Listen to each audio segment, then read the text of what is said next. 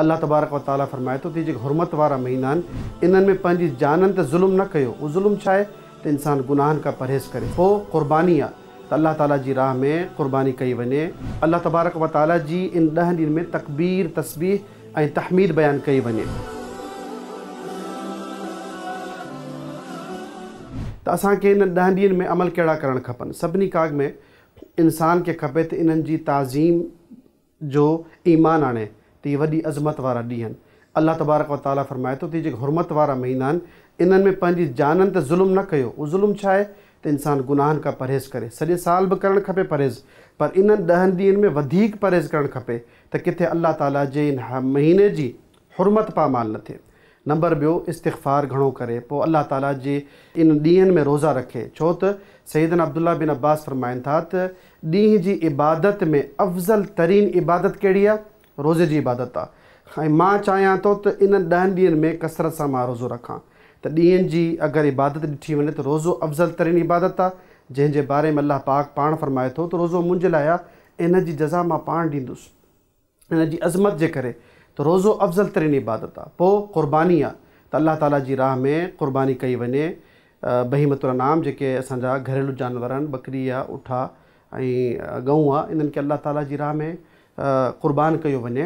ॿियो, अल्लाह तबारक व ताला जी इन 10 ॾींहंनि में तकबीर, तस्बीह ऐं तहमीद बयानु कई वञे। नबी करीम सल्लल्लाहु अलैहि वसल्लम बयानु फरमायो त इन्हनि 10 ॾींहंनि में अल्लाह ताला खे जेके आमाल आहिनि तमामु महबूब आहिनि, त तव्हां जेको आहे कसरत सां अल्लाह तबारक व ताला जी तहमीद, तकबीर ऐं तस्बीह बयानु कयो। सैयदना अब्दुल्ला बिन उमर ऐं अब्दुल्ला बिन अब्बास जे बारे में ईंदो आहे, जॾहिं 10 ॾींहंनि जो इब्तिदा थींदो हो त पाण निकिरी वेंदा हुआ बाज़ारनि में ऐं मैदाननि में, ज़ोर ज़ोर सां तकबीर चवंदा हुआ, अल्लाहु अकबर, अल्लाहु अकबर, ला इलाहा इल्लल्लाह, अल्लाहु अकबर, अल्लाहु अकबर वलिल्लाहिल हम्द।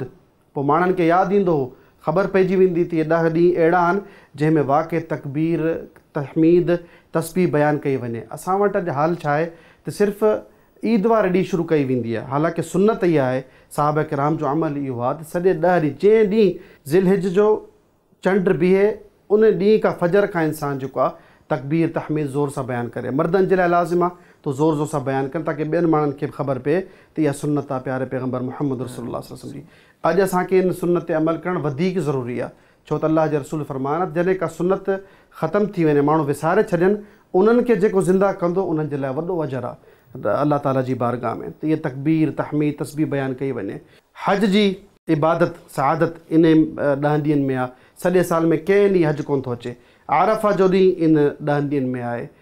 रसूल करीम सल्लल्लाहु अलैहि वसल्लम जेको हज फरमायो उन्हनि में जेतिरा अमल आहिनि उहे सिर्फ़ु इन महीने में अदा थियनि था। उमिरो सॼे साल थो हले, पर इन्हनि ॾींहंनि में जेको हज जी इबादत आहे, सआदत आहे, उहो सॼे साल में वरी कान थी अचे।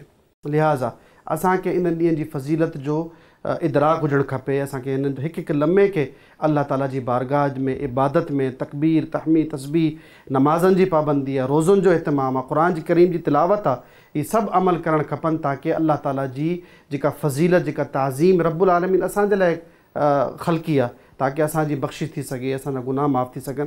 असां अल्लाह तबारक व ताला जे हिन मौसम खे सीज़न सम्झूं त नेकियनि जी बहार आहे। इन्हनि में वधि खां वधि अल्लाह तबारक व ताला जी इबादत कई वञे। वल्लाहु आलम। जज़ाकुमुल्लाह ख़ैर। सब्सक्राइब करियो ऐं बेल आइकन ते क्लिक करियो त जीअं असांजी हर नई वीडियो जो नोटिफिकेशन मिले।